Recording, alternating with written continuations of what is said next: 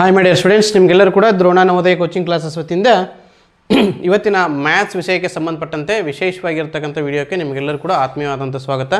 ಇವತ್ತು ನಾವು ನೋಡೋಣ ನಮ್ಮ ದ್ರೋಣ ನವೋದಯ ಕೋಚಿಂಗ್ ಕ್ಲಾಸಸ್ ವತಿಯಿಂದ ಮ್ಯಾಥ್ಸ್ಗೆ ಸಂಬಂಧಪಟ್ಟಂತೆ 2025 ಜನವರಿ 18ರಂದು ನಡೆಯುವಂತಹ ಪರೀಕ್ಷೆಯಲ್ಲಿ ಏನೆಲ್ಲ ಸಂಭವನೀಯ ಪ್ರಶ್ನೆಗಳನ್ನು ಕೇಳಬಹುದು ಅನ್ನೋದ್ರ ಬಗ್ಗೆ ವಿಶೇಷವಾಗಿರ್ತಕ್ಕಂಥ ಕ್ಲಾಸನ್ನು ನಾನು ನಿಮಗೆ ಕೊಡ್ತಾ ಹೋಗ್ತೇನೆ.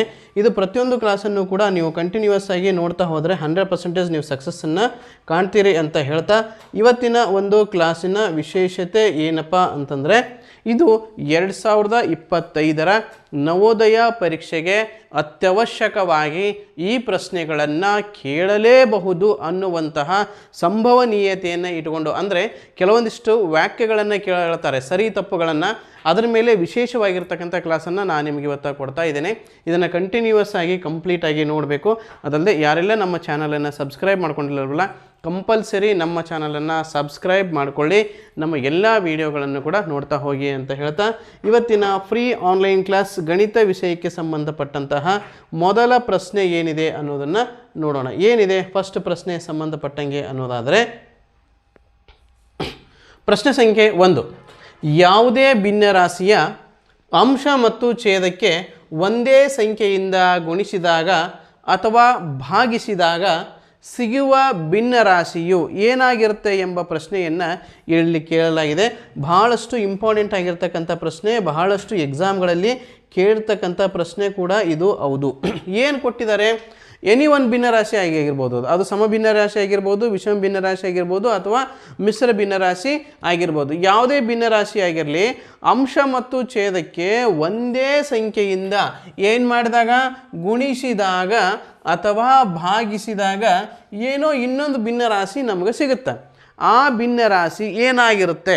ಆಪ್ಷನ್ ನಂಬರ್ 1 ಏನು ಹೇಳುತ್ತೆ ಅಂದರೆ, ಅದು ಮೂಲ ಭಿನ್ನರಾಶಿಗೆ ಸಮನಾಗಿರುತ್ತೆ ಅಂತ ಹೇಳುತ್ತೆ. ಆಪ್ಷನ್ ನಂಬರ್ 2 ಮೂಲ ಭಿನ್ನರಾಶಿಗಿಂತ ಹೆಚ್ಚಾಗಿರುತ್ತೆ, ಅಂದರೆ ದೊಡ್ಡದಾಗಿರುತ್ತೆ ಅಂತ. ಆಪ್ಷನ್ ನಂಬರ್ 3 ಏನು ಹೇಳುತ್ತೆ? ಮೂಲ ಭಿನ್ನರಾಶಿಗಿಂತ ಕಡಿಮೆ ಇರುತ್ತೆ ಅಂತ ಹೇಳುತ್ತೆ. ಆಪ್ಷನ್ ನಂಬರ್ 4 ಮೂಲ ಭಿನ್ನರಾಶಿಗಿಂತ 1 ಮಾತ್ರ ಹೆಚ್ಚಾಗಿರ್ತದೆ ಅನ್ನೋ ಒಂದು ಆಪ್ಷನನ್ನು ಕೊಡುತ್ತೆ. ಹಾಗಾದ್ರೆ ಈ 4ರಲ್ಲಿ ಸರಿಯಾಗಿರುವಂಥ ಉತ್ತರ ಏನು? ಹಾಗಾದ್ರೆ ಇದನ್ನ ಟ್ರೈ ಮಾಡಿ ನೋಡಮ್ಮ. ಈ ಥರ ಬಂದಂಥ ಪ್ರಶ್ನೆಗಳಿಗೆ ನೀವು ಅಲ್ಲಿ ಸ್ವಲ್ಪ ಟ್ರೈ ಆ್ಯಂಡ್ ಎರರ್ ಮೆಥಡನ್ನು ಮಾಡಬೇಕು. ಅಂದ್ರೇನು? ಯಾವುದಾದ್ರೂ ಭಿನ್ನರಾಶಿಯನ್ನು ತೆಗೆದುಕೊಂಡು ಅವರು ಏನು ಹೇಳಿರ್ತಾರಲ್ಲ ಆ ಥರ ಮಾಡಿ ನೋಡಬೇಕು ಒಂದು ಸಲ. ಹಾಗಾದ್ರೆ ಏನು ಮಾಡೋದು? ಯಾವುದೋ ಒಂದು ಭಿನ್ನರಾಶಿ, ಎಕ್ಸಾಂಪಲ್ ನಾವು 1/2 ಅಂತ ತೊಗೊಂಡಿನಿ. ಇದಕ್ಕೆ ಅಂಶ ಮತ್ತು ಛೇದಕ್ಕೆ ಒಂದೇ ಸಂಖ್ಯೆಯಿಂದ ಗುಣಿಸಿದಾಗ ಅಂತ ಕೇಳ್ಯಾರ. ಹಾಗಾದ್ರೆ ಗುಣಿಸಿದಾಗ ಏನಾಗುತ್ತಾ? 1 2 2 ಆಯಿತು, 2 2 4 ಆಯಿತು. ಹಾಗಾದ್ರೆ ಇದನ್ನು ಕನಿಷ್ಠ ರೂಪಕ್ಕೆ ತಂದ್ರೆ ಏನಾಯಿತು? 2 1 2 2. ಹಾಗಾದ್ರೆ ಇದನ್ನು ಕೂಡ ಆನ್ಸರ್ ಏನು ಬಂತು?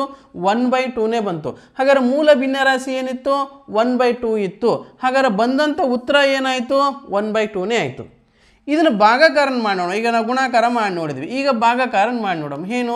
1/2 ಡಿವೈಡೆಡ್ ಬೈ 2/2.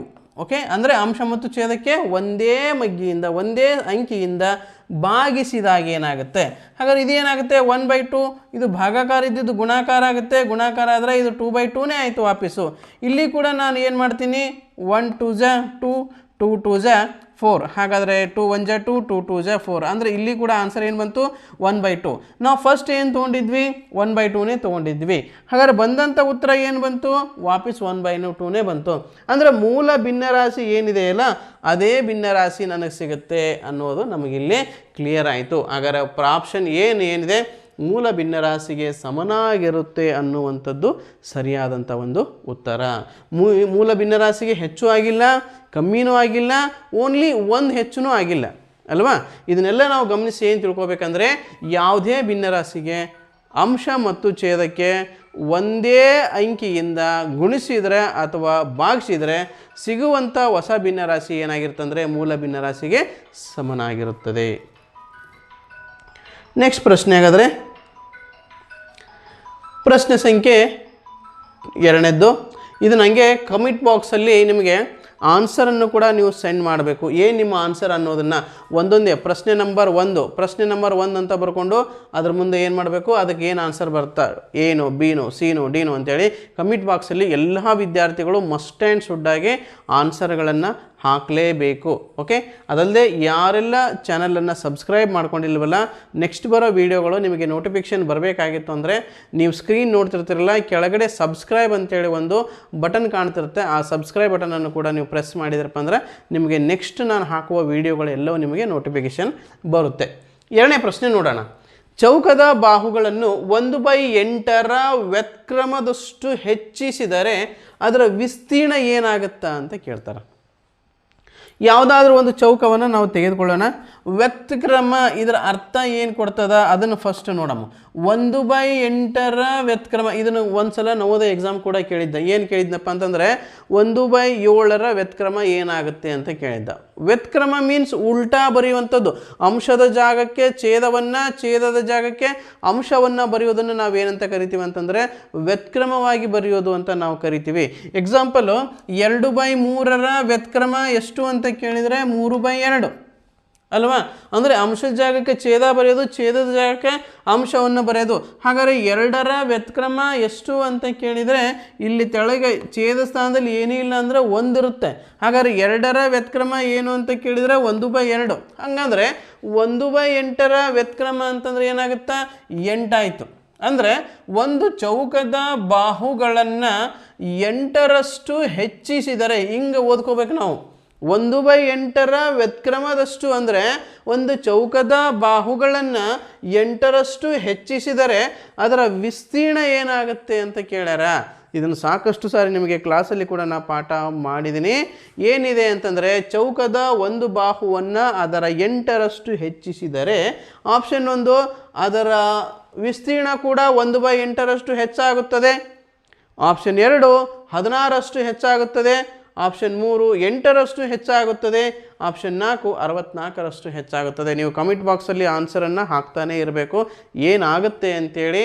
ಲಾಸ್ಟ್ ಇಯರ್ ಇದರ ಬಗ್ಗೆ ಪ್ರಶ್ನೆ ಬಂದಿತ್ತು. ಓಕೆ, ಏನಿತ್ತಂದರೆ 1/3ರಷ್ಟು ಹೆಚ್ಚಿಸಿದರೆ ಏನಾಗುತ್ತೆ ಅಂತೇಳಿ ಪ್ರಶ್ನೆಯನ್ನು ಕೇಳಿದರು.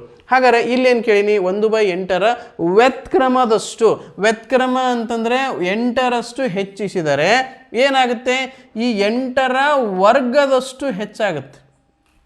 8ರ ವರ್ಗದಷ್ಟು ಅಂತಂದರೆ 8 8 64. ಅದೆಂಗೆ ಸರ್, ಅದೆಂಗೆ ಅಷ್ಟು ಜಾಸ್ತಿ ಆಗುತ್ತಾ? ಬೇಕಾದ್ರೆ ಒಂದು ಸಾರಿ ಟ್ರೈ ಮಾಡಿ ನೋಡೋಣ.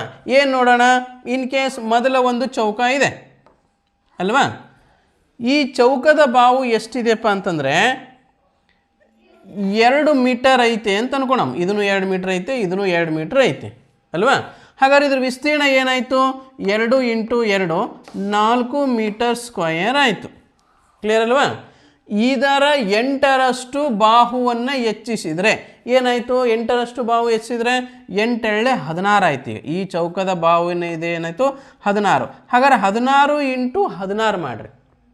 ಓಕೆ, 16 × 16 ಮಾಡ್ಕೋರಿ. ಓಕೆ, 16 96. ಓಕೆ, ನೆಕ್ಸ್ಟು 16 1 16 ಮಾಡ್ತೀರಿ. 26 26 ಅಂತಂದರೆ 25 ಆಯಿತು, 256. ಹಾಗಾದ್ರೆ 4ರ ಎಷ್ಟು ಪಟ್ಟು 256 ನೋಡ್ರಿ. 4 6 24, 1 ಉಳಿತು, 4 4 ಅಂದರೆ 64 ಪಟ್ಟಾಯಿತು. 4 ಇದ್ದಿದ್ದು 4ರ 64 ಪಟ್ಟು 256 ಆಯಿತು. ಅಂದರೆ ಇದರ ಅರ್ಥ ಇಷ್ಟೇ. ಏನು ತಿಳ್ಕೊಬೇಕು ನಾವು ಇದರಿಂದ ಅಂತಂದರೆ 2 ರಿಂದ 3 ರೀತಿಯಿಂದ ನಾನು ನಿಮಗೆ ಎಕ್ಸ್ಪ್ಲೇನ್ ಮಾಡ್ತಾ ಹೋಗ್ತೀನಿ.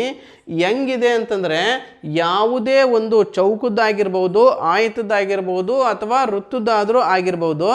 ವೃತ್ತದಲ್ಲಿ ಅಂದರೆ ತ್ರಿಜ್ಯ ಅಂತ ಬರುತ್ತೆ, ಇಲ್ಲಿ ಬಾಹುಗಳು ಬರುತ್ತೆ ಅಷ್ಟೇ. ಅವುಗಳ ಬಾಹುಗಳನ್ನು ಇನ್ ಕೇಸ್ ನಾವೇನಾದರೂ ಎಷ್ಟು ಪಟ್ಟು ಹೆಚ್ಚಿಸುತ್ತೇವೋ ಅದರ ವಿಸ್ತೀರ್ಣವು ಅದರ ವರ್ಗದಷ್ಟು ಹೆಚ್ಚಾಗುತ್ತದೆ. ಇದನ್ನು ನೀವು ತಿಳ್ಕೊರಿ. ಸರ್ ಕಡಿಮೆ ಮಾಡಿದ್ರೆ ಹೆಂಗ್ರಿ, ಇನ್ ಕೇಸ್ ನೀವು ಎಷ್ಟು ಪಟ್ಟು ಕಡಿಮೆ ಮಾಡ್ತಿರಲ್ಲ ಅದರ ವರ್ಗದಷ್ಟು ಕಡಿಮೆ ಆಗುತ್ತದೆ. ಇದು ನೀವು ತಿಳ್ಕೊಬೇಕಾಗಿದ್ದು. ಇದು ಯಾವಾಗ ವಿಸ್ತೀರ್ಣವನ್ನು ಕೇಳಿದಾಗ, ಇನ್ ಕೇಸ್ ಯಾವುದಾದ್ರೂ ಒಂದು ಚೌಕದ ಬಾಹುವನ್ನು ಅದರ 1/3ರಷ್ಟು ನಾವು ಕಡಿಮೆ ಮಾಡಿದರೆ ಏನಾಗುತ್ತೆ ಅಂತ ಕೇಳ್ತಾರೆ. 1/3ರಷ್ಟು ಕಡಿಮೆ ಮಾಡಿದರೆ ಅದರ ವಿಸ್ತೀರ್ಣವು ಅದರ ವರ್ಗದಷ್ಟು 1/3ರ ವರ್ಗ. ಓಕೆ, ಒಂದರ ವರ್ಗ 1, 3ರ ವರ್ಗ 9, 1/9 ಕಡಿಮೆ ಆಗುತ್ತದೆ. ಅಂದರೆ ನಾವು ಎಷ್ಟು ಪಟ್ಟು ಕಡಿಮೆ ಮಾಡಿರುತ್ತವೆಯೋ ಅದರ ವರ್ಗದಷ್ಟು ಕಡಿಮೆ ಆಗುತ್ತದೆ. ನಾವು ಎಷ್ಟು ಪಟ್ಟು ಹೆಚ್ಚಿಸಿರುತ್ತದೆಯೋ ಅದರ ವರ್ಗವೂ ಕೂಡ, ಅದರ ಒಂದು ವಿಸ್ತೀರ್ಣವೂ ಕೂಡ ಅದರ ವರ್ಗದಷ್ಟು ಹೆಚ್ಚಾಗಿರುತ್ತದೆ. ಈ ಒಂದು ಕಾನ್ಸೆಪ್ಟನ್ನು ನೀವು ತಿಳ್ಕೊಂಡ್ರೆ 100% ನಿಮಗೆ ಮಾರ್ಕ್ಸ್ ಬರುತ್ತೆ. ಓಕೆ, ಇದನ್ನು ಸರಿಯಾದ ರೀತಿ ನೀವು ಅರ್ಥ ಮಾಡ್ಕೋಬೇಕು. ಓಕೆ, ಪ್ರಶ್ನೆ ಸಂಖ್ಯೆ 3 ಏನು ಕೇಳಿದ್ದಾರೆ ಅಂತ ನೋಡಮ್ಮ. ವಿಸ್ತೀರ್ಣದಲ್ಲಿ ಈ ಥರ ಏನು ಪ್ರಶ್ನೆ ಬಂದರೂ ನೀವು ಮಾಡಲೇಬೇಕು.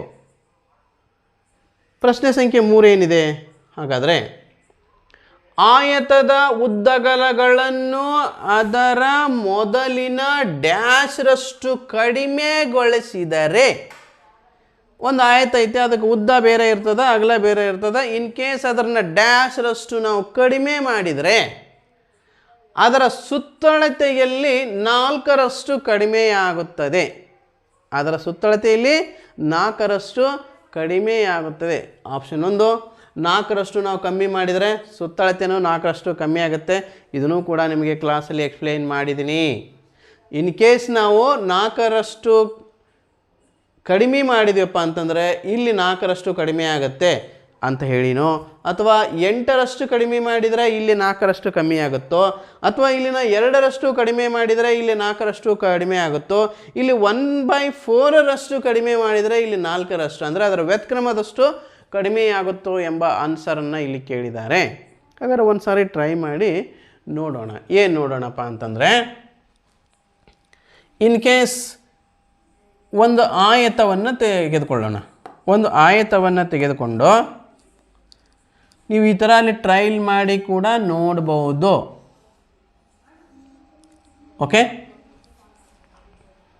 ಟ್ರೈಲ್ ಮಾಡಿ ನೋಡ್ಬೋದು. ಏನು ನೋಡ್ಬೋದು ಅಂದರೆ, ಇದನ್ನು ನಾನು 12 ಮೀಟರ್ ಅಂತ ಕೊಡ್ತೀನಿ, ಇದನ್ನು 8 ಮೀಟರ್ ಅಂತ ಕೊಡ್ತೀನಿ. ಓಕೆ, ಹಾಗಾದರೆ ಇದ್ರದ್ದು ಸುತ್ತಳತೆ ಎಷ್ಟಾಗುತ್ತೆ ಅಂತ ನೋಡೋದಾದರೆ, ಸುತ್ತಳತೆ = 2 ಇಂಟು ಬ್ರ್ಯಾಕೆಟ್ ಉದ್ದ ಪ್ಲಸ್ ಅಗಲ L ಇಂಟು ಬಿ ಅಂತ ನಾವು ಫಾರ್ಮುಲಾವನ್ನು ಹಾಕ್ತೀವಿ.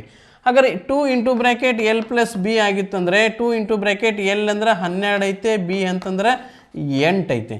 ಹಾಗಾದರೆ 2 ಇಂಟು 12 ಪ್ಲಸ್ 8 ಅಂದರೆ 20.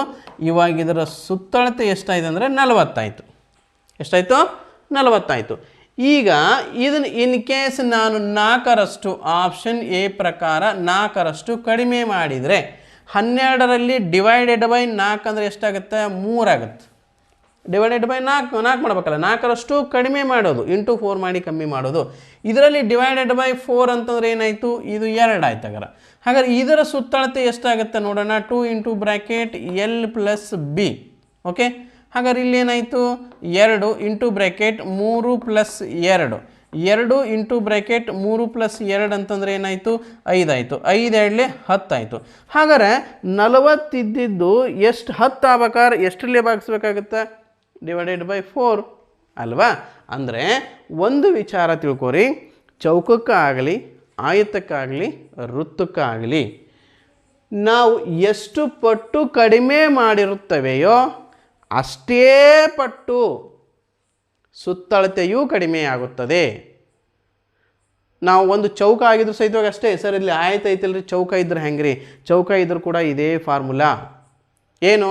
ಒಂದು ಚೌಕದ ಬಾಹುವನ್ನು 4 ಪಟ್ಟು ಕಡಿಮೆ ಮಾಡಿದರೆ ಅದರ ಸುತ್ತಳತೆ ಎಷ್ಟು ಪಟ್ಟು ಕಡಿಮೆ ಆಗುತ್ತೆ ಅಂದರೆ ಸುತ್ತಳತೆ ಕೂಡ 4 ಪಟ್ಟು ಕಮ್ಮಿ ಆಗುತ್ತೆ. ಒಂದು ಚೌಕದ ಬಾಹುವನ್ನು 4 ಪಟ್ಟು ಹೆಚ್ಚಿಸಿದರೆ, ಇನ್ ಕೇಸ್ ಮೊದಲು 2 ಸೆಂಟಿಮೀಟರ್ ಐತೆ, ಈಗ ನಾವು 8 ಸೆಂಟಿಮೀಟರ್ ಮಾಡಿದ್ವಿ, ಆವಾಗಲೂ ಕೂಡ ನೀನು 4 ಪಟ್ಟು ಹೆಚ್ಚಳ ಮಾಡಿದರೆ ಸುತ್ತಳತೆ ಕೂಡ 4 ಪಟ್ಟು ಹೆಚ್ಚಾಗುತ್ತೆ. ಓಕೆ, ಅಂದರೆ ನಾವು 4 ಪಟ್ಟು ಹೆಚ್ಚು ಮಾಡಿದರೆ ಸುತ್ತಳತೆ 4 ಪಟ್ಟು ಹೆಚ್ಚಿಗೆ ಆಗುತ್ತೆ.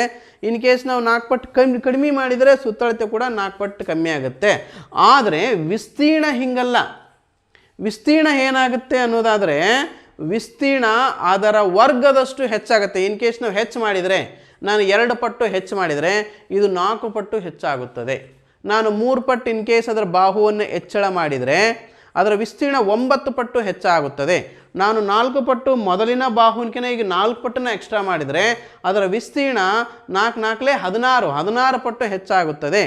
ನಾನು 5 ಪಟ್ಟು ಕಡಿಮೆ ಮಾಡಿದರೆ ಅದರ ವಿಸ್ತೀರ್ಣ ಕೂಡ 25 ಪಟ್ಟು ಕಮ್ಮಿ ಆಗುತ್ತೆ, ಅದರ ವರ್ಗದಷ್ಟು ಕಮ್ಮಿ ಆಗುತ್ತೆ. ಅಂದರೆ ವಿಸ್ತೀರ್ಣವು ಎಷ್ಟು ಕಡಿಮೆ ಮಾಡಿರುತ್ತವೆಯೋ ಅಥವಾ ಎಷ್ಟು ಹೆಚ್ಚು ಮಾಡಿರುತ್ತವೆಯೋ ಅದರ ವರ್ಗದಷ್ಟು ಹೆಚ್ಚಾಗುತ್ತದೆ ಅಥವಾ ಕಡಿಮೆಯಾಗುತ್ತದೆ.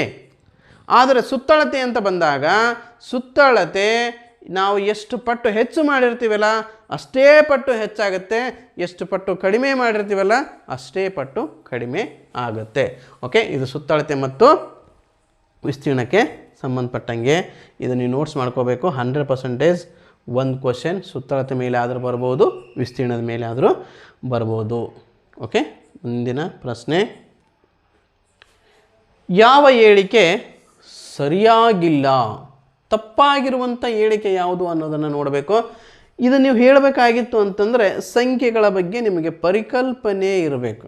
ಏನು ಒಂದನೇ ಆಪ್ಷನ್ ಏನು ಹೇಳ್ಯಾರಂದರೆ ಪೂರ್ಣ ಸಂಖ್ಯೆಗಳೆಲ್ಲವೂ ಸ್ವಾಭಾವಿಕ ಸಂಖ್ಯೆಗಳು. ಸರಿನೋ ತಪ್ಪೋ?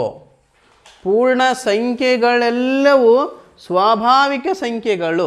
ಎರಡನೇದು, ಸ್ವಾಭಾವಿಕ ಸಂಖ್ಯೆಗಳೆಲ್ಲವೂ ಪೂರ್ಣ ಸಂಖ್ಯೆಗಳು. ಸಮ ಸಂಖ್ಯೆಗಳೆಲ್ಲವೂ ಸ್ವಾಭಾವಿಕ ಸಂಖ್ಯೆಗಳು, ಬೆಸ ಸಂಖ್ಯೆಗಳೆಲ್ಲವೂ ಪೂರ್ಣ ಸಂಖ್ಯೆಗಳು. ಯಾವ ಹೇಳಿಕೆ ತಪ್ಪಾಗಿದೆ ಅನ್ನೋದನ್ನು ಕೇಳಿದ್ದಾರೆ.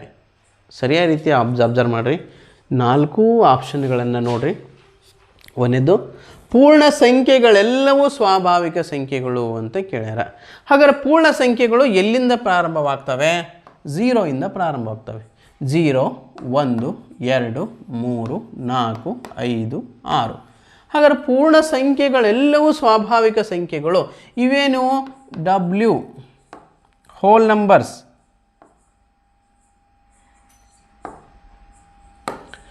ಹೋಲ್ ನಂಬರ್ಸ್ ಆದವು ಅಲ್ವಾ? ಹಾಗಾದ್ರೆ ನ್ಯಾಚುರಲ್ ನಂಬರ್ಸ್ ಸ್ವಾಭಾವಿಕ ಸಂಖ್ಯೆಗಳು ಎಲ್ಲಿಂದ ಸ್ಟಾರ್ಟ್ ಆಕವು?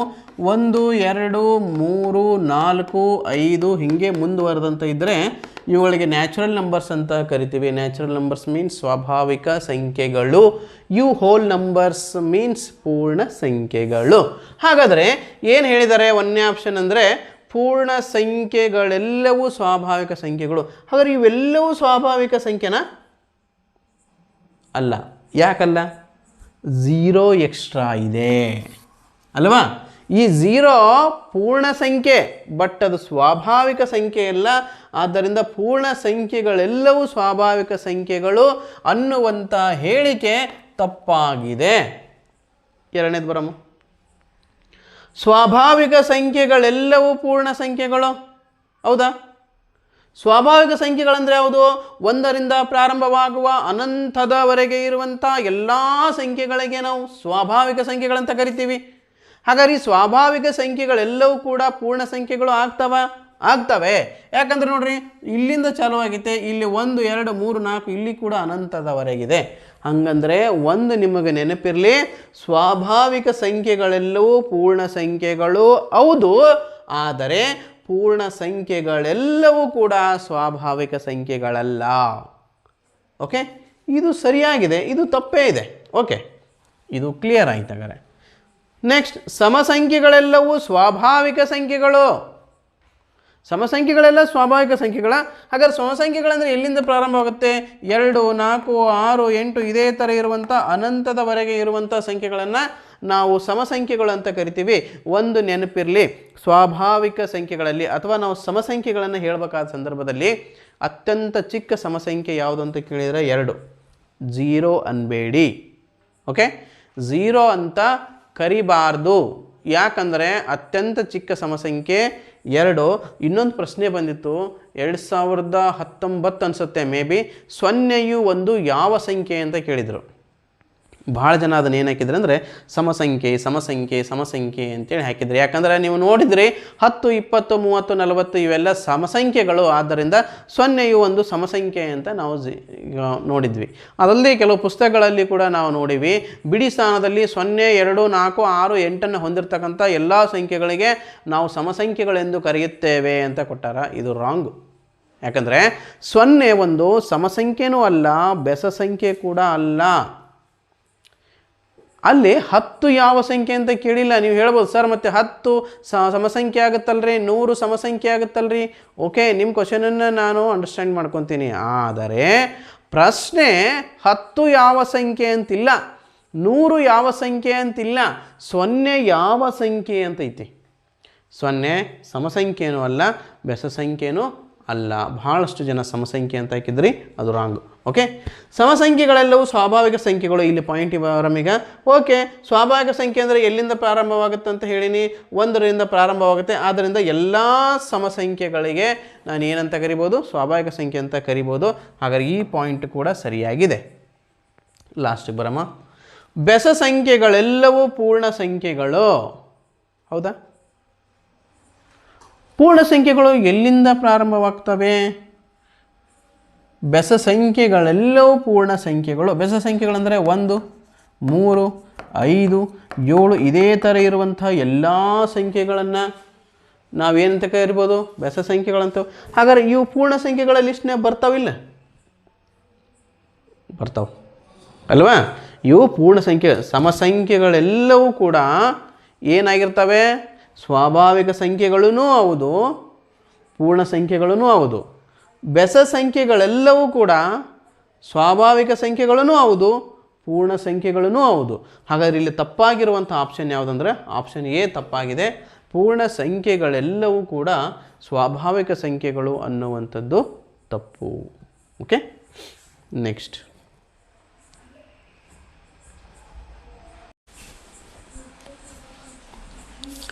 ಓಕೆ, ಇವಾಗ ನಮ್ಮ SGM ಮತ್ತು ದ್ರೋಣ ಫೌಂಡೇಶನ್ ವತಿಯಿಂದ ಇವೆರಡೂ ಒಂದು ಸಂಯೋಗದಲ್ಲಿ ರೆಸಿಡೆನ್ಷಿಯಲ್ ಮತ್ತು ನಾನ್ ರೆಸಿಡೆನ್ಷಿಯಲ್ ಆಗಿ ಸಮ್ಮರ್ ವೆಕೇಷನ್ಗಳನ್ನು ಪ್ರಾರಂಭ ಮಾಡ್ತಾ ಇದ್ದು, ಸಮ್ಮರ್ ವೆಕೇಷನ್ಗಳನ್ನು ಯಾವ್ಯಾವ ಕ್ಲಾಸಿಗೆಲ್ಲ ಪ್ರಾರಂಭ ಮಾಡ್ತಾ ಇದ್ದೇವೆ ಅನ್ನೋದಾದರೆ 4ನೇ ತರಗತಿಯಿಂದ ಹಿಡಿದು 4, 5, 6, 7, 8, 9 ಮತ್ತು SLC ಮಕ್ಕಳಿಗೆ ವಿಶೇಷವಾಗಿ ಈ ಒಂದು ಸಮ್ಮರ್ ವೆಕೇಷನ್ ಕ್ಲಾಸ್ಗಳನ್ನು ನಾವು ಮಾಡ್ತಾ ಇದ್ದೇವೆ. ಇದರಲ್ಲಿ 4 ಮತ್ತು 5ನೇ ತರಗತಿ ಇರುವಂಥ ಮಕ್ಕಳಿಗೆ ಫೌಂಡೇಶನ್ ಕ್ಲಾಸಸ್ಗಳನ್ನು ಮಾಡ್ತಾ ಇದ್ದೇವೆ. ಇದರಲ್ಲಿ ನವೋದಯ, ಸೈನಿಕ, RMS, ಕಿತ್ತೂರು, ಮೊರಾರ್ಜಿ, ಆದರ್ಶ, ಅಳಿಕೆ ಪರೀಕ್ಷೆಗಳ ತರಬೇತಿಯನ್ನು ಈ ಪ್ರೆಸೆಂಟಲ್ಲಿ ಅಂದರೆ ನಾಳೆ ಏಪ್ರಿಲಿಂದ ಯಾವೆಲ್ಲ ಮಕ್ಕಳು 4 ಮತ್ತು 5ನೇ ತರಗತಿಗೆ ಜಾಯಿನ್ ಆಗ್ತಾರೆ, ನೆಕ್ಸ್ಟ್ ಜೂನಿಂದ ಜಾಯಿನ್ ಆಗ್ತಾರಲ್ಲ, ಅವರಿಗೆ ವಿಶೇಷವಾಗಿರ್ತಕ್ಕಂಥ ಈ ಕ್ಲಾಸಸ್ಗಳನ್ನು ಮಾಡ್ತಾ ಹೋಗ್ತೇವೆ. ಮಾಧ್ಯಮ ಯಾವುದು ಅಂತ ನೋಡಿದರೆ ಕನ್ನಡ ಮತ್ತು ಇಂಗ್ಲೀಷು ಎರಡೂ ಮೀಡಿಯಮಲ್ಲಿ ಕ್ಲಾಸಸ್ಗಳನ್ನು ಕೊಡ್ತಾ ಹೋಗ್ತೇವೆ. ಅದಲ್ಲದೆ 6, 7, 8ನೇ 6, 7ನೇ ಇರ್ತಕ್ಕಂಥ ಮಕ್ಕಳಿಗೆ ಕನ್ನಡ, ಮ್ಯಾಥ್ಸ್, ಇಂಗ್ಲೀಷ್ ಮತ್ತು ಸ್ಪೋಕನ್ ಇಂಗ್ಲೀಷನ್ನು, ಅದಲ್ಲದೆ GK ಫೌಂಡೇಶನನ್ನು ಕೂಡ 6 ಮತ್ತು 7ನೇ ಕ್ಲಾಸ್ ಇರುವಂಥ ಮಕ್ಕಳಿಗೆ ಮಾಡಿಕೊಡಲಾಗುತ್ತೆ. 8th, 9th, 10th ಮಕ್ಕಳಿಗೆ ಮ್ಯಾಥ್ಸ್, ಇಂಗ್ಲೀಷ್ ಮತ್ತು ಸೈನ್ಸ್ ಮತ್ತು ಸ್ಪೋಕನ್ ಇಂಗ್ಲೀಷ್ ಕ್ಲಾಸಸ್ಗಳನ್ನು ಮಾಡಲಾಗುತ್ತೆ 8th, 9th, 10th ಅವರಿಗೆ. ಅದಲ್ಲದೆ PUC ಫಸ್ಟ್ ಮತ್ತು PUC ಸೆಕೆಂಡ್ ಸೈನ್ಸಲ್ಲಿ ವಿದ್ಯಾಭ್ಯಾಸ ಮಾಡುವಂಥ ಮಕ್ಕಳಿಗೆ ಅವರಿಗೂ ಕೂಡ ಸಮ್ಮರ್ ವೆಕೇಷನ್ ಕ್ಲಾಸ್ಗಳನ್ನು ಮಾಡ್ತೀವಿ. ಅಂದರೆ ಇವಾಗ 10th ಪಾಸ್ ಆಗುವಂಥ ಮಕ್ಕಳಿಗೆ ಕೂಡ ವಿಶೇಷವಾಗಿ ಕ್ಲಾಸಸ್ಗಳನ್ನು ಮಾಡ್ತೇವೆ. ಇದೆಲ್ಲವೂ ಕೂಡ ವಸತಿ ಸಹಿತವಾಗಿ ನೀವು ನೋಡ್ತಕ್ಕಂಥ ಇದೇ ಒಂದು ಭವ್ಯವಾಗಿರ್ತಕ್ಕಂಥ ಬಿಲ್ಡಿಂಗಲ್ಲಿ ವ್ಯವಸ್ಥಿತವಾಗಿ ನಡೆಸ್ತಕ್ಕಂಥದ್ದು. ಇಲ್ಲಿ ನಿಮಗೆ ಊಟ, ವಸತಿ, ಬಟ್ಟೆ, ವಾಶು, ಶಿಕ್ಷಣ ಎಲ್ಲವೂ ಕೂಡ ನಮ್ಮ ಸಂಸ್ಥೆನೇ ಒದಗಿಸಿಕೊಡುವ ಕೆಲಸವನ್ನು ಮಾಡ್ತದೆ. ಇದಕ್ಕೆ ಆಲ್ರೆಡಿ ಅಡ್ಮಿಷನ್ ಪ್ರೊಸೆಸ್ ಪ್ರಾರಂಭವಾಗಿದೆ. ಕ್ಲಾಸಸ್ ಯಾವಾಗಂದರೆ ಏಪ್ರಿಲ್ 1ರಿಂದ ತರಗತಿಗಳು ಪ್ರಾರಂಭವಾಗುತ್ತೆ. ಆದರೆ ನೀವು ಅಡ್ಮಿಷನ್ಗಳನ್ನು ಇವಾಗಲಿಂದನೇ ಮಾಡ್ಕೋಬೇಕಾಗತ್ತೆ. ಯಾರೆಲ್ಲ ಸೀಟ್ಗಳನ್ನು ರಿಸರ್ವೇಷನ್ ಮಾಡ್ತಿರಲ್ಲ ಅವ್ರಿಗೆ ಏಪ್ರಿಲ್ 1ರಿಂದನೇ ಕ್ಲಾಸಸ್ಗಳನ್ನು ಕೊಡ್ತಾ ಹೋಗ್ತೇವೆ. ಸಮ್ಮರ್ ವೆಕೇಷನ್ 2025ಗೆ ಸಂಬಂಧಪಟ್ಟಂತೆ ಕ್ಲಾಸಸ್ಗಳು ಪ್ರಾರಂಭವಾಗುತ್ತೆ. ಆದ್ದರಿಂದ ಯಾರೆಲ್ಲ ಆಸಕ್ತರಿದ್ದೀರಿ 4ನೇ ಕ್ಲಾಸಿಂದ 10ನೇ ಕ್ಲಾಸ್ವರೆಗೆ ನೀವು ಕ್ಲಾಸಸ್ಗಳನ್ನು ಪಡಿಬೋದು. ನಿಮಗೆ ಹೆಚ್ಚಿನ ಮಾಹಿತಿ ಬೇಕಾಗಿತ್ತಂದರೆ ನೀವು ಈ ನಂಬರಿಗೆ ಕರೆ ಮಾಡ್ಬೋದು. 9986972170, 9538157686 ಅಥವಾ 959353533951 ಅಥವಾ 9741312170. ಈ 4 ನಂಬರನ್ನು ನಿಮಗಿಲ್ಲೇ ಡಿಸ್ಪ್ಲೇ ಆಗ್ತಾ ಇದೆ. ಈ 4ರಲ್ಲಿ ಯಾವುದಾದ್ರು ಒಂದು ನಂಬರ್ ನೀವು ಕಾಂಟ್ಯಾಕ್ಟನ್ನು ಮಾಡಿ ಸಮ್ಮರ್ ವೆಕೇಷನ್ ಕ್ಲಾಸಸ್ಗಳಿಗೆ ಅಡ್ಮಿಷನ್ಗಳನ್ನು ಪಡಿಬೋದು. ಇದು ರೆಸಿಡೆನ್ಷಿಯಲ್ ಮತ್ತು ನಾನ್ ರೆಸಿಡೆನ್ಷಿಯಲ್, ಕನ್ನಡ ಮತ್ತು ಇಂಗ್ಲೀಷ್ ಎರಡೂ ಮಾಧ್ಯಮದಲ್ಲಿ ನಾವು ಸಮ್ಮರ್ ವೆಕೇಷನ್ ಕ್ಲಾಸ್ಗಳನ್ನು ಮಾಡಿಕೊಡ್ತೇವೆ. ಮುಂದಿನ ಪ್ರಶ್ನೆ, ಸಂಪೂರ್ಣಾಂಕಗಳೆಂದರೇನು? ಸಂಪೂರ್ಣಾಂಕಗಳು ಅಂಥೇಳಿ ನಾವು ಯಾವಕ್ಕೆಲ್ಲ ಕರಿತೀವಿ ನೋಡಿರಿ. ನೀವು ಸಂಪೂರ್ಣಾಂಕ ಇದು ಎಲ್ಲಿ ಕೇಳೇ ಇಲ್ಲಲ್ಲ ಸರ್ ಅಂತಲೂ ಯೋಚನೆ ಮಾಡ್ಬೋದು. ಪೂರ್ಣಾಂಕಗಳು ಅಂತ ಕೂಡ ಇದಕ್ಕೆ ಕರೀತಾರೆ, ಇಂಟೀಜರ್ಸ್ ಅಂತೇಳಿ ಅಲ್ವಾ. ಪೂರ್ಣಾಂಕಗಳು ಏನಾಗುತ್ತೆ ಹಂಗಂದ್ರೆ ಯಾವ್ಯಾವ ಅದರಾಗ ಬರ್ತಾವ ಅಂತೇಳಿ, ಎಲ್ಲ ಧನಾತ್ಮಕ ಸಂಖ್ಯೆಗಳು ಆಪ್ಷನ್ 1, ಎಲ್ಲ ಋಣಾತ್ಮಕ ಸಂಖ್ಯೆಗಳು, 0 ಮೇಲಿನ ಎಲ್ಲವೂ. ಯಾವುದು ಇದರಲ್ಲಿ ಆಗುತ್ತೆ ಸಂಪೂರ್ಣಾಂಕ ಅಂದರೆ? ಹಾಗಾದ್ರೆ ನಾವು ಸಂಪೂರ್ಣಾಂಕಗಳು ಅಂತ ಯಾವುದಕ್ಕೆ ಕರಿತೀವಿ ಅಂತಂದರೆ, ಪ್ಲಸ್ನಲ್ಲಿ ಬರುವಂತಹ ಎಲ್ಲ ನಂಬರ್ಗಳು +1 +2 +3 +4 ಇವೆಲ್ಲವಕ್ಕೂ ನಾವು ಏನು ಕರಿತೀವಿ ಅಂತಂದರೆ ಧನ ಪೂರ್ಣಾಂಕಗಳು ಅಂತ ಕರಿತೀವಿ. ಓಕೆ, ಓನ್ಲಿ ಪ್ಲಸ್ಸಲ್ಲಿ ಬರುವಂಥ ನಂಬರ್ಗಳಿಗೆ ಪಾಸಿಟಿವ್ ನಂಬರ್ಸ್ ಇವೆಲ್ಲ ಇವು. ಓಕೆ, ಇವೆಲ್ಲವೂ ಕೂಡ ನಾವು ಸಂಪೂರ್ಣಾಂಕಗಳು ಅಂತ ಕರಿತೀವಿ. ಇದಲ್ಲದೆ ನೆಗೆಟಿವ್ ನಂಬರ್ಸ್ -1 -2 -3 -4 -5 ಇವುಗಳಿಗೆ ಏನಂತ ಕರಿತೀವಿ ಅಂತಂದರೆ ಋಣ ಪೂರ್ಣಾಂಕಗಳು ಅಂತ ಕರಿತೀವಿ. ಇವು ಕೂಡ ಪೂರ್ಣಾಂಕಗಳು, ಇವು ಕೂಡ ಪೂರ್ಣಾಂಕಗಳು. ಇವುಗಳಿಗೆ ಧನ ಪೂರ್ಣಾಂಕಗಳಂತ ಕರೀತಾರೆ, ಇವುಗಳಿಗೆ ಋಣ ಪೂರ್ಣಾಂಕಗಳಂತ ಕರೀತಾರೆ. ಇವೆರಡರ ಜೊತೆಗೆ 0ಯೂ ಸೇರಿತ್ತು ಅಂತಂದರೆ, ಅಂದರೆ 0ಯ ಜೊತೆಗೆ ಇರುವ ಧನ ಪೂರ್ಣಾಂಕಗಳು ಮತ್ತು ಋಣ ಪೂರ್ಣಾಂಕಗಳಿಗೆ ನಾವು ಸಂಪೂರ್ಣಾಂಕಗಳೆಂದು ಕರೆಯುತ್ತೇವೆ. ಹಾಗಾದರೆ ಎಲ್ಲ ಧನಾತ್ಮಕ ಸಂಖ್ಯೆಗಳು, ಎಲ್ಲ ಋಣಾತ್ಮಕ ಸಂಖ್ಯೆಗಳು ಇನ್ಕ್ಲೂಡ್ 0ವನ್ನು ಸೇರಿದಾಗ ನಾವೇನು ಕರಿತೀವಿ ಸಂಪೂರ್ಣಾಂಕ ಅಂತ ಕರಿತೀವಿ. ಆದ್ದರಿಂದ ಇದಕ್ಕೆ ಸರಿಯಾದ ಉತ್ತರ ಮೇಲಿನ ಎಲ್ಲವೂ. ಇಲ್ಲೇನು ನೋಡಿದ್ದಾರೆ ಅಂತಂದರೆ ಈ ಒಂದು ಸಂಪೂರ್ಣಾಂಕಗಳ ಬಗ್ಗೆ ನಿಮಗಿರುವ ಮಾಹಿತಿ ಎಷ್ಟಿದೆ ಅನ್ನೋದನ್ನು ಈ ಪ್ರಶ್ನೆಯಲ್ಲಿ ಚೆಕ್ ಮಾಡಲಾಗಿದೆ. ಆದ್ದರಿಂದ ನಿಮಗೆ number and number system must and should ಬರ್ತಿರಬೇಕು. ಆ ನಂಬರ್ ಆ್ಯಂಡ್ ನಂಬರ್ ಸಿಸ್ಟಮ್ ಪಾಠದ ಮೇಲೆ ಕಡ್ಡಾಯವಾಗಿ ಒಂದು ಪ್ರಶ್ನೆ ನಮಗೆ ಬಂದೇ ಬರುತ್ತೆ. ಓಕೆ, ನೆಕ್ಸ್ಟ್ ಪ್ರಶ್ನೆ,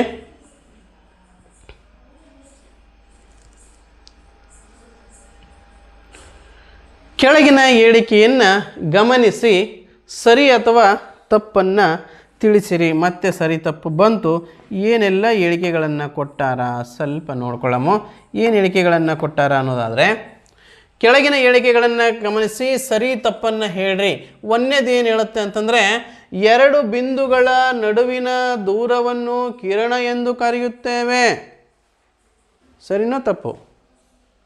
2 ಬಿಂದುಗಳ ನಡುವಿನ ದೂರವನ್ನು ಕಿರಣ ಎಂದು ಕರೆಯುತ್ತೇವೆ ಅಂತ ಹೇಳುತ್ತೆ. ಎರಡನೇದು ಏನು ಹೇಳ್ತದಪ್ಪ ಅಂತಂದರೆ ಸೂರ್ಯನಿಂದ ಬರುವ ಬೆಳಕು ರೇಖಾಖಂಡಕ್ಕೆ ಉದಾಹರಣೆ.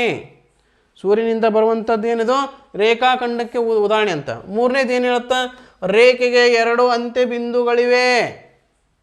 ಸರಿನೋ ತಪ್ಪು? ನಾಲ್ಕನೇದು ಏನು ಹೇಳುತ್ತಾ ರೇಖೆಯನ್ನು ಹಾಳೆಯ ಮೇಲೆ ಬರೆಯಲು ಸಾಧ್ಯವಿಲ್ಲ. ರೇಖೆಯನ್ನು ನಾನು ಹಾಳೆಯ ಮೇಲೆ ಬರೀಲಿಕ್ಕೆ ಸಾಧ್ಯ ಇಲ್ಲ ಎಂಬ ಪ್ರಶ್ನೆಯನ್ನು ಕೊಟ್ಟಿದ್ದಾರೆ. ಓಕೆನಾ? ಹಾಗಾದರೆ ಏನು ಕೇಳಿದ್ದಾರೆ? ಆಪ್ಷನ್ 1 ಎ ತಪ್ಪು.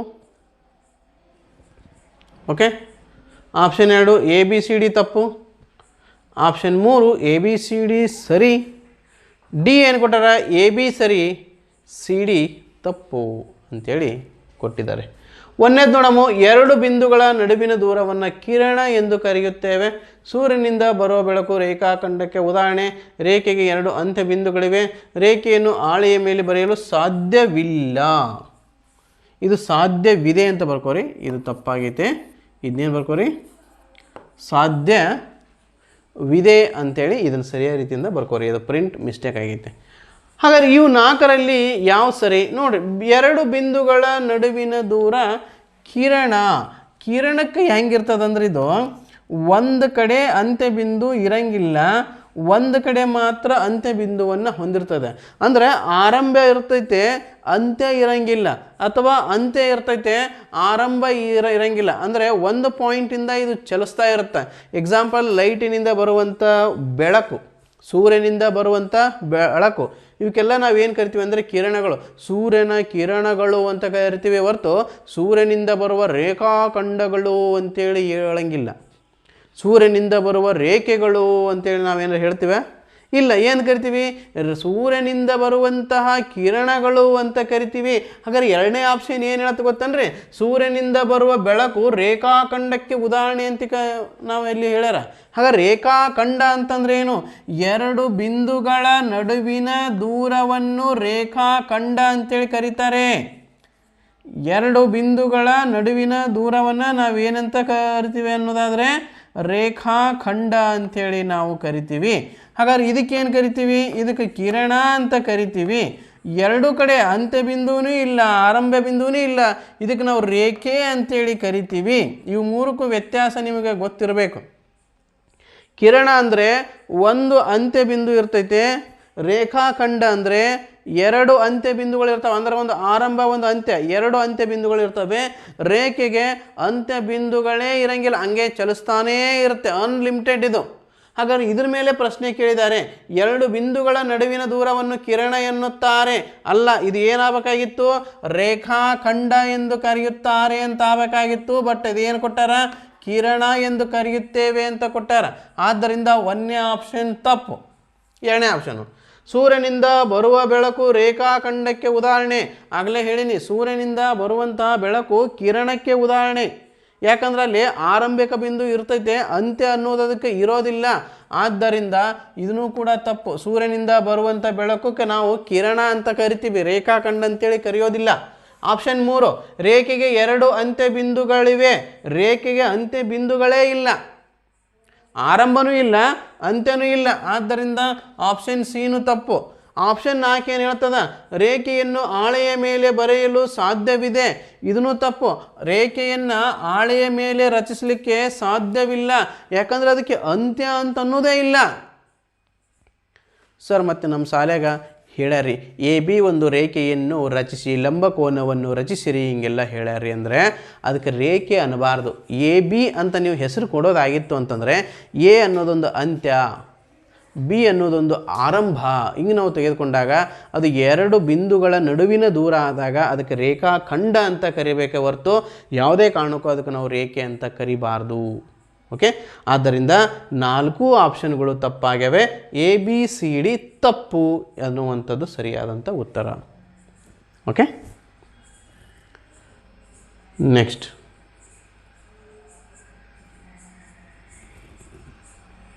ಪ್ರಶ್ನೆ ಸಂಖ್ಯೆ 7. ಎರಡು ರೇಖಾಖಂಡಗಳು ಒಂದು ಬಿಂದುವಿನಲ್ಲಿ ಛೇದಿಸಿದಾಗ ಉಂಟಾಗುವ ಕೋನಗಳಲ್ಲಿ ಯಾವುದು ತಪ್ಪಾಗಿದೆ? ನೋಡ್ರಿ, ಎರಡು ರೇಖಾಖಂಡಗಳು ಅಂತಂದರೆ ಇಲ್ಲೊಂದು ರೇಖಾಖಂಡ ಐತೆ, ಇಲ್ಲೊಂದು ರೇಖಾಖಂಡ ಐತೆ. ಇದಕ್ಕೆ ನಾನು AB ಅಂತ ಕರಿತೀನಿ, ಇದಕ್ಕೆ ನಾನು CD ಅಂತ ಕರಿತೀನಿ. ಇವೆರಡೂ ಸೇರಿ O ಅನ್ನುವಂಥ ಒಂದು ಇದರಲ್ಲಿ ಏನು ಮಾಡ್ತಾವೆ? ಸೇರ್ತಾವೆ. ಓಕೆನಾ? ಎರಡು ರೇಖಾಖಂಡಗಳು ಒಂದು ಬಿಂದುವಿನಲ್ಲಿ ಛೇದಿಸಿದಾಗ ಉಂಟಾಗುವ ಕೋನಗಳಲ್ಲಿ ಯಾವುದು ತಪ್ಪಾಗಿದೆ? ಪಾರ್ಶ್ವಕೋನಗಳ ಮೊತ್ತ 180 ಆಗಿರುತ್ತದೆ. ಹಾಗಾದ್ರೆ ಪಾರ್ಶ್ವ ಅಂದರೆ ಏನು? ಪಾರ್ಶ್ವ ಅಂತಂದರೆ ಪಕ್ಕದ್ದು. ಹೆಂಗೆ ಪಕ್ಕದ್ದು? ಕೋನ್ ಈ ಒಂದು ರೇಖೆಗೆ, ಕೋನ್ AOCಗೆ ಪಕ್ಕದ್ದು ಯಾವ್ಯಾವಪ್ಪ ಅಂತ ಕೇಳಿದರೆ, ಇನ್ ಕೇಸ್ ನಾನು ಇದಕ್ಕೆ ಹೆಸರನ್ನು ಕೊಡ್ತೀನಿ. ಇದಕ್ಕೆ ಏನು ಕೊಡಲಿ? X ಅಂತ ಕೊಡ್ತೀನಿ, ಇದಕ್ಕೆ Y ಕೊಡ್ತೀನಿ, ಇದಕ್ಕೆ Z ಕೊಡ್ತೀನಿ, ಇದಕ್ಕೆ P ಕೊಡ್ತೀನಿ. ಹಾಗಾದರೆ ಎಕ್ಸ್ದ ಪಕ್ಕದ ಮನೆಯವರು ಯಾರ್ಯಾರು ಅಂತ ನೋಡಿದರೆ Y ಮತ್ತು Z. ಹಾಗಾದ್ರೆ XAOCನ ಪಾರ್ಶ್ವ ಯಾವುದಂತ ಕೇಳಿದರೆ COBನೂ ಪಾರ್ಶ್ವ, AODನೂ ಪಾರ್ಶ್ವ ಇದಕ್ಕೆ. ಹಾಗಾದರೆ ಜಡ್ಡದ ಪಕ್ಕದ ಮನೆಯವರು ಯಾರ್ಯಾರು ಅಂತ ನೋಡಿದರೆ, ಪಾರ್ಶ್ವ ಅಂದರೆ ಪಕ್ಕದ ಮನೆ. ಜಡ್ಡದ ಪಕ್ಕದ ಮನೆಯವರು ಯಾರ್ಯಾರು? X ಮತ್ತು P ಅನ್ನೋರು, ಇವರಿಬ್ಬರು ಈ ಒಂದು ಜಡ್ಡನ ಪಕ್ಕದ ಮನೆಯವರು ಅಂತಂದರೆ ಪಾರ್ಶ್ವಕ್ಕಿದ್ದಂಥವರು. ಹಾಗಾದರೆ ZCOBನ ಪಾರ್ಶ್ವ ಯಾರ್ಯಾರು ಅಂತ ಕೇಳೋದಾದರೆ AOCನೂ ಪಾರ್ಶ್ವ ಅದಾರ, DOBನೂ ಪಾರ್ಶ್ವ ಅದಾರ. ಹಾಗಾದ್ರೆ Pನ ಪಾರ್ಶ್ವ ಯಾರು ಅಂತ ನೋಡಿದರೆ Y ಮತ್ತು Z. ಅಂದ್ರೆ ಏನು? DOBನ ಪಾರ್ಶ್ವ ಯಾರಂದರೆ DOA ಮತ್ತು BOC, ಇವರಿಬ್ಬರಿಗೂ ನಾವು ಪಾರ್ಶ್ವ ಅಂತ ಕರಿತೀವಿ. ಅಂದರೆ ಪಾರ್ಶ್ವ ಅಂದರೆ ಏನು? ಪಕ್ಕದ್ದು. ಹಾಗಾದ್ರೆ ಏನು ಹೇಳ್ತಾರೆ ಅಂದರೆ, ಯಾವುದೇ ಈ ಪಾರ್ಶ್ವಕೋನಗಳನ್ನು ಪಕ್ಕಪಕ್ಕದ ಎರಡು ನಾವು ಸೇರಿಸಿಬಿಟ್ಟಿವಪ್ಪ ಅಂತಂದರೆ ಏನಾಗುತ್ತಂತೆ, ಅವುಗಳ ಮೊತ್ತ 180ಕ್ಕೆ ಸಮ ಆಗುತ್ತಂತೆ. ಹೌದು, ಇದು ಸರಿಯಾಗಿದ್ದೇ ಐತಿ. ಇಲ್ಲಿ ಏನು ಹೇಳ್ಯಾರಪ್ಪ ಅಂತಂದರೆ ಅವುಗಳ ಮೊತ್ತ 180ಕ್ಕೆ ಸಮನಾಗುತ್ತೆ. ಯಾಕಂದರೆ ಇದ್ರ ಪಕ್ಕ ಇದಾಗತ್ತೆ ನೋಡ್ರಿ, ಇವೆರಡು ಸೇರಿದರೆ ಏನಾಗಬೇಕು, ಇದೊಂದು ಸರಳ ರೇಖೆ ಆಗುತ್ತಾ. ಒಂದು ಸರಳ ರೇಖೆಯನ್ನು ಇದು ಒಂದು ಏನು ಮಾಡುತ್ತೆ, ಕಟ್ ಮಾಡುತ್ತೆ. ಅಂದರೆ ಇದಕ್ಕೆ ನಾವೇನು ಕರಿತೀವಿ, ಪರಿಪೂರ್ಣ ಕೋನ ಅಂತ ಕರಿತೀವಿ. ಪೂರಕ ಕೋನ ಮತ್ತು ಪರಿಪೂರಕ ಕೋನ ಅಂತ ನಾವು ಇದಕ್ಕೆ ಕರಿತೀವಿ. ಹಾಗಾದರೆ ಪರಿಪೂರಕ ಕೋನದ ಎರಡು ಕೋನಗಳ ಮೊತ್ತವು 180 ಡಿಗ್ರಿ ಸಮನಾದರೆ ನಾವು ಅದಕ್ಕೆ ಏನು ಕರಿತೀವಿ, ಪರಿಪೂರಕ ಕೋನ ಅಂತ ಕರಿತೀವಿ. ಹಾಗಾದರೆ ಇವೆರಡನ್ನು ಸೇರಿದರೆ 180 ಆಗಲೇಬೇಕು. ಸರ್ ನಾನು ಇವೆರಡನ್ನು ಸೇರಿಸ್ತೇನೆ ರೀ. ಓಕೆ, ಇವೆರಡನ್ನು ಸೇರಿಸಿದ್ರೆ 180 ಆಗಲೇಬೇಕು ಅಲ್ವಾ. ಹಾಗಾದ್ರೆ ಒಂದನೇದು ಸರಿಯಾಗಿದೆ. ಅವರು ಯಾವುದು ತಪ್ಪಾಗಿದೆ ಅಂತ ಕೇಳ್ಯಾರ.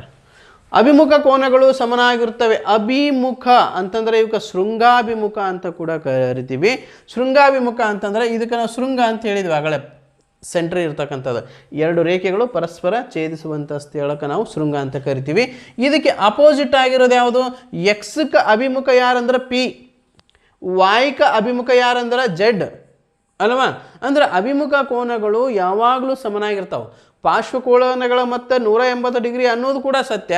ಅಭಿಮುಖ ಕೋನಗಳು ಇನ್ ಕೇಸ್ ಇದು ಏನಾದರೂ 80 ಡಿಗ್ರಿ ಇತ್ತು ಅಂತಂದರೆ ಇದನ್ನು 80 ಡಿಗ್ರಿ ಇರಲೇಬೇಕು. ನೆಕ್ಸ್ಟ್ ಇದು ಎಷ್ಟೈತೆ, ಇದನ್ನು ಅಷ್ಟೇ ಇರಲೇಬೇಕು. ಅಂದರೆ ಅಭಿಮುಖ ಕೋನಗಳು ಯಾವಾಗಲೂ ಸಮನಾಗಿರುತ್ತವೆ. ಇದನ್ನು ಕೂಡ ಸರಿ ಉತ್ತರ. ಅಭಿಮುಖ ಬಾಹುಗಳ ಅಳತೆ ಸಮನಾಗಿರುತ್ತದೆ. ಅಭಿಮುಖ ಬಾಹುಗಳ ಅಳತೆ ಅಂತಂದರೆ ಇದು ಎಷ್ಟು ಉದ್ದ ಐತಲ್ಲ ಇದನ್ನು ಕೂಡ ಅಷ್ಟೇ ಉದ್ದ ಇರ್ತಂತ. ಇದು ರಾಂಗು, ಹಿಂಗತೆ ಇರ್ಲಿಕ್ಕೆ ಸಾಧ್ಯತೆ ಇಲ್ಲ. ಇನ್ ಕೇಸು ಹಿಂಗತೆ ಕೊಟ್ಟಾಗ ಇಲ್ಲಿಂದ ಇಲ್ಲಿಗೆ ಇನ್ ಕೇಸ್ 2 ಸೆಂಟಿಮೀಟ್ರ್ ಇತ್ತಂದರೆ ಇಲ್ಲಿಂದ ಇಲ್ಲಿಗೂ 2 ಸೆಂಟಿಮೀಟ್ರ್ ಇರಬೇಕಂತಿಲ್ಲ. ಅಭಿಮುಖ ಕೋನಗಳು ಸಮನಾಗಿರ್ತಾವೆ, ಆದರೆ ಅಭಿಮುಖ ಬಾಹು ಸಮನಾಗಿರಲಿಕ್ಕೆ ಸಾಧ್ಯತೆ ಇಲ್ಲ. ಆದ್ದರಿಂದ ಅಭಿಮುಖ ಬಾಹುಗಳ ಅಳತೆ ಸಮನಾಗಿ ಅನ್ನುವಂಥದ್ದು ತಪ್ಪು. ಪಾರ್ಶ್ವಕೋನಗಳು 2 ಸಮಕೋನಗಳ ಮೊತ್ತಕ್ಕೆ ಸಮನಾಗಿರುತ್ತವೆ. ಸಮಕೋನ ಅಂತಂದರೆ ಲಂಬಕೋನ. ಓಕೆ, ಸಮಕೋನ ಅಂತಂದರೆ ಲಂಬಕೋನ. ಹಾಗಾದರೆ 2 ಕೋನ ಅಂತಂದರೆ ಇದೊಂದು ಲಂಬಕೋನ ಅಂದರೆ 90 ಆಯಿತು, ಪ್ಲಸ್ 90 ಎರಡು ಸೇರಿದರೆ ಎಷ್ಟಾಗಬೇಕು ನಮ್ಗೆ, 180 ಆಗಬೇಕು. ಹಾಗಾದ್ರೆ 180 ಅನ್ನುವಂಥದ್ದು ಆಲ್ರೆಡಿ ಒಂದೇದೈತೆ. ಪಾರ್ಶ್ವಕೋನಗಳ ಮೊತ್ತ 180 ಆಗಿರ್ತದೆ ಅನ್ನೋದು ಒಂದೇ. ಪಾರ್ಶ್ವಕೋನಗಳು 2 ಸಮಕೋನಗಳ ಮೊತ್ತಕ್ಕೆ ಸಮನಾಗಿರ್ತದೆ ಅನ್ನೋದೂ ಒಂದೇ. ಆದ್ದರಿಂದ ಡಿ ಕೂಡ ಸರಿಯಾಗಿದೆ. ಇಲ್ಲಿ ತಪ್ಪಾಗಿದ್ದು ಯಾವುದಂದರೆ ಆಪ್ಷನ್ ಸಿ. ನೀವು ಪ್ರತಿಯೊಂದು ಕ್ವಶನಿಗೂ ಕೂಡ ಬರ್ಕೋಬೇಕು ನೀಟಾಗಿ. ಅದಲ್ಲದೆ ಕಮಿಟ್ ಬಾಕ್ಸಲ್ಲಿ ಕಮಿಟನ್ನು ಕೂಡ ಹಾಕಬೇಕು. ವಿಡಿಯೋ ನಿಮಗೆ ಚೆನ್ನಾಗಿ ಅನಿಸಿತ್ತು ಅಂದರೆ ಅಲ್ಲಿ ಲೈಕ್ ಬಟನ್ ಅದ, ಲೈಕ್ ಬಟನನ್ನು ಕೂಡ ಪ್ರೆಸ್ ಮಾಡಬೇಕು. ಮತ್ತೊಂದು ಸಾರಿ ಹೇಳ್ತಾ ಇದ್ದೀನಿ, ಯಾರೆಲ್ಲ ಸಬ್ಸ್ಕ್ರೈಬ್ ಮಾಡ್ಕೊಂಡಿಲ್ಲವಲ್ಲ ಕಡ್ಡಾಯವಾಗಿ ಕೆಳಗಡೆ ಕಾಣಿಸ್ತಕ್ಕಂಥ ಸಬ್ಸ್ಕ್ರೈಬ್ ಅನ್ನುವಂಥ ಬಟನನ್ನು ಕ್ಲಿಕ್ ಮಾಡಿರಿ. ಇದರಿಂದ ನಾನು ನಿಮಗೆ ನೆಕ್ಸ್ಟ್ ಹಾಕುವಂಥ ವಿಡಿಯೋ ನಿಮಗೆ ಲಿಂಕ್ ಬರುತ್ತೆ. ಓಕೆ, ಮುಂದಿನ ಪ್ರಶ್ನೆ.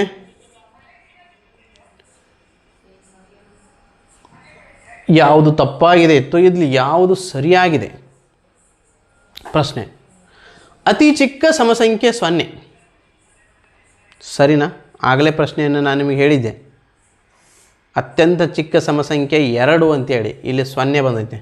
ಸೊ ಇದು ತಪ್ಪು ಅಲ್ವಾ? ರಾಂಗ್.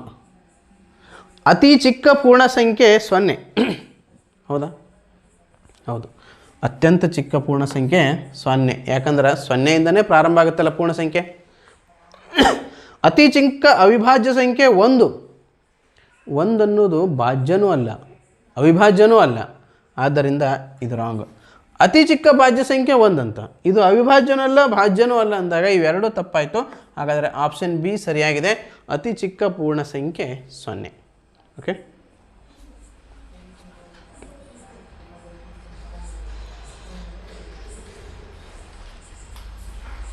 ಮುಂದಿನ ಪ್ರಶ್ನೆ ಮಕ್ಕಳೇ. ಓಕೆ, ಇದು ನಮ್ಮ ಲಾಸ್ಟ್ ಇಯರಲ್ಲಿ ಇರುವಂಥ ಒಂದು ರಿಸಲ್ಟನ್ನು ನಾವಿಲ್ಲಿ ಹಾಕ್ತಾ ಇದ್ದೇನೆ. ನಮ್ಮ ಸಮ್ಮರ್ ವೆಕೇಷನ್ ಕ್ಲಾಸಸ್ಗಳು ಪ್ರಾರಂಭವಾಗಿವೆ. ನಾವು ಲಾಸ್ಟ್ ಇಯರು ಚಿತ್ರದುರ್ಗ ಜಿಲ್ಲೆಯಲ್ಲಿ ಅತಿ ಹೆಚ್ಚು ಫಲಿತಾಂಶವನ್ನು ನೀಡಿರ್ತಕ್ಕಂಥ ಒಂದು ಸಂಸ್ಥೆ ಯಾವುದಪ್ಪ ಅಂತ ಕೇಳಿದರೆ ಅದು ದ್ರೋಣ ನವೋದಯ ಕೋಚಿಂಗ್ ಕ್ಲಾಸಸ್, ರಾಂಪುರ, ಚಿತ್ರದುರ್ಗ ಜಿಲ್ಲೆ ಮೊಣಕಾಲ್ಮೂರು ತಾಲೂಕಿನಲ್ಲಿ ಬರ್ತಕ್ಕಂಥದ್ದು. ಇವರು ಲಾಸ್ಟ್ ಇಯರ್ ನಮ್ಮ ಸೈನಿಕ ಟಾಪರ್ಸ್ಗಳನ್ನು ಕೂಡ ನಾನಿಲ್ಲಿ ಕೆಲವ್ರನ್ನ ಡಿಸ್ಪ್ಲೇ ಮಾಡಿದ್ದೀನಿ. ನಮ್ಮಲ್ಲಿ ಲಾಸ್ಟ್ ಇಯರ್ ಸೈನಿಕದಲ್ಲಿ 65 ಜನ ಲಾಸ್ಟ್ ಇಯರ್ ಕ್ವಾಲಿಫೈಡ್ ಆದರು. ಅದರಲ್ಲಿ ಹೈಯೆಸ್ಟ್ ರ್ಯಾಂಕ್ 266 ಸಮರ್ಥ್ ಅನ್ನುವಂಥ ವಿದ್ಯಾರ್ಥಿ. ಅಲ್ಲಿವರೆಗೂ ಕೂಡ ನಾವು ರ್ಯಾಂಕಿಂಗನ್ನು ತೆಗೆದುಕೊಂಡಿದ್ದೇವೆ. ಅದಲ್ಲದೆ ನವೋದಯ ಶಾಲೆಗೆ ನಮ್ಮ ನಮ್ಮ ಶಾಲೆಯಿಂದ ಲಾಸ್ಟ್ ಇಯರ್ ಆಯ್ಕೆ ಆದಂಥ ಮಕ್ಕಳು ಎಷ್ಟಪ್ಪ ಅಂದರೆ 42 ಜನ ನವೋದಯ ಶಾಲೆ ಕೂಡ ಆಯ್ಕೆ ಆದರು. ಅದರಲ್ಲಿ 30 ಜನ ವಸತಿ ಸಹಿತವಾಗಿರ್ತಕ್ಕಂಥ ಮಕ್ಕಳು, 12 ಜನ ಆನ್ಲೈನಲ್ಲಿ ಇರುವಂಥ ಮಕ್ಕಳು ಸೆಲೆಕ್ಷನನ್ನು ಆದರು. ನೆಕ್ಸ್ಟು ಕಿತ್ತೂರು ಸೈನಿಕ್ ಶಾಲೆಗೆ 12 ಜನ ಸೆಲೆಕ್ಷನ್ ಆಗಿದ್ದರು. ಮುರಾರ್ಜಿಗೆ 93 ಜನ ಸೆಲೆಕ್ಷನ್ ಆಗಿದ್ದರು. ಮತ್ತು RMSA ಆದರ್ಶ ಶಾಲೆಗಳಿಗೆ 72 ಜನ ಸೆಲೆಕ್ಷನ್ ಆದಂಥ ಒಂದು ವಿಭಿನ್ನವಾಗಿರ್ತಕ್ಕಂಥ ಅಮೋಘವಾಗಿರ್ತಕ್ಕಂಥ ಒಂದು ಕೊಡುಗೆಯನ್ನು ನೀಡತಕ್ಕಂಥ ಸಂಸ್ಥೆ ಅಂದರೆ ಅದು ದ್ರೋಣ ಕೋಚಿಂಗ್ ಕ್ಲಾಸಸ್.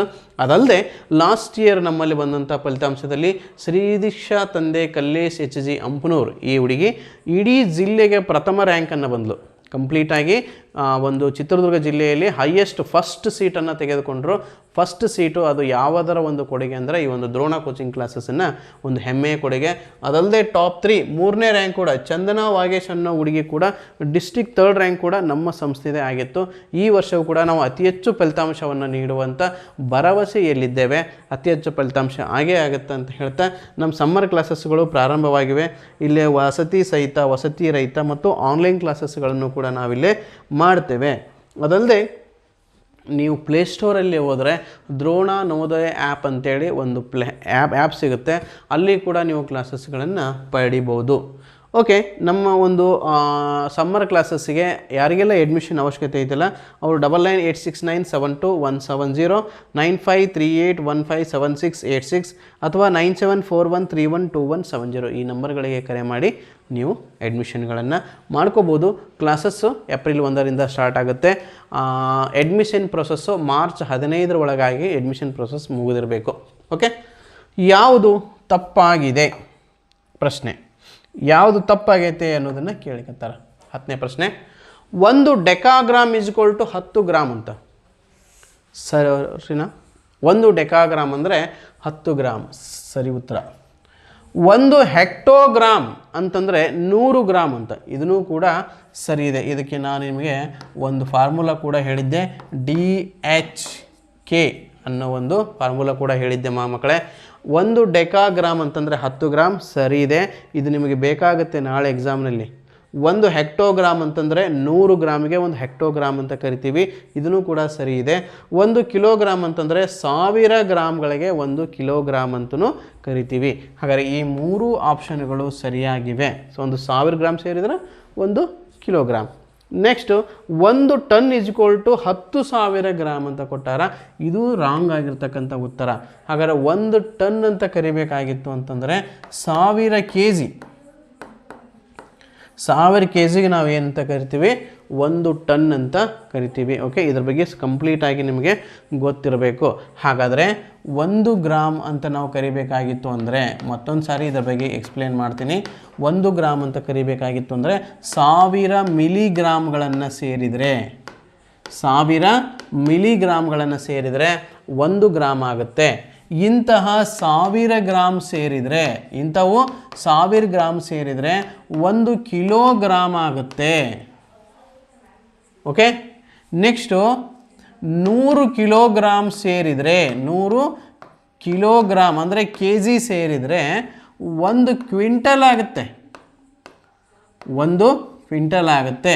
ಹಾಗಾದರೆ 1000 kg ಸೇರಿದರೆ ಕಿಲೋಗ್ರಾಮ್, 1000 ಕಿಲೋಗ್ರಾಮ್ ಸೇರಿದರೆ 1 ಟನ್ ಆಗುತ್ತೆ, 1 ಟನ್ ಆಗುತ್ತೆ. ಇವುಗಳ ಬಗ್ಗೆ ಪರಿಕಲ್ಪನೆ ಕಂಪ್ಲೀಟಾಗಿ ಇರಬೇಕು.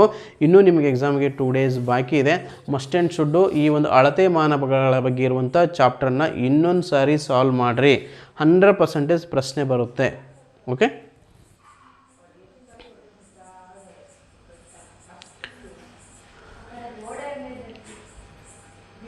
ಓಕೆ, ಇದುವರೆಗೂ ನಮ್ಮ ವಿಡಿಯೋನ ವೀಕ್ಷಿಸಿದ್ದಕ್ಕೆ ಎಲ್ಲ ಮಕ್ಕಳಿಗೂ ಧನ್ಯವಾದಗಳನ್ನು ಸಲ್ಲಿಸ್ತಾ ಇದ್ದೀನಿ. ಎಲ್ಲರೂ ಎಕ್ಸಾಮನ್ನು ಚೆನ್ನಾಗಿ ಮಾಡಿರಿ, 100% ಸಕ್ಸಸ್ಸನ್ನು ಆಗ್ತೀರಿ, ಸಂದೇಹವೇ ಇಲ್ಲ. ನಿಮಗೇನು ಬೇಕು ಎಲ್ಲವನ್ನು ಕೂಡ ಹೇಳಿಕೊಡಲಾಗಿದೆ. ಆದ್ದರಿಂದ ಕಂಪ್ಲೀಟ್ ವಿಡಿಯೋವನ್ನು ನೋಡಿದ್ದಕ್ಕೆ ಎಲ್ಲ ಮಕ್ಕಳಿಗೆ ಮತ್ತೊಂದು ಸಾರಿ ಥ್ಯಾಂಕ್ಸ್. ಇದು ದ್ರೋಣ ನವೋದಯ ಕೋಚಿಂಗ್ ಕ್ಲಾಸಸ್ಸಿಂದ ಪ್ರಸಾರವಾಗಿರ್ತಕ್ಕಂಥ ವಿಶೇಷವಾಗಿರ್ತಕ್ಕಂಥ ವಿಡಿಯೋ. ನಮ್ಮ ಚಾನಲನ್ನು ಸಬ್ಸ್ಕ್ರೈಬ್ ಮಾಡ್ಕೊಳ್ಳೋದರ ಮೂಲಕ ನಮ್ಮ ಮುಂದಿನ ನೋಟಿಫಿಕೇಷನ್, ಮುಂದಿನ ಕ್ಲಾಸಸ್ಗಳನ್ನು ಎಲ್ಲರಿಗಿಂತ ಮುಂಚೆ ನೀವು ನೋಡ್ಕೊಳ್ಳಿ ಅಂತ ಹೇಳ್ತಾ ಇದ್ದೀನಿ. Okay, thank you.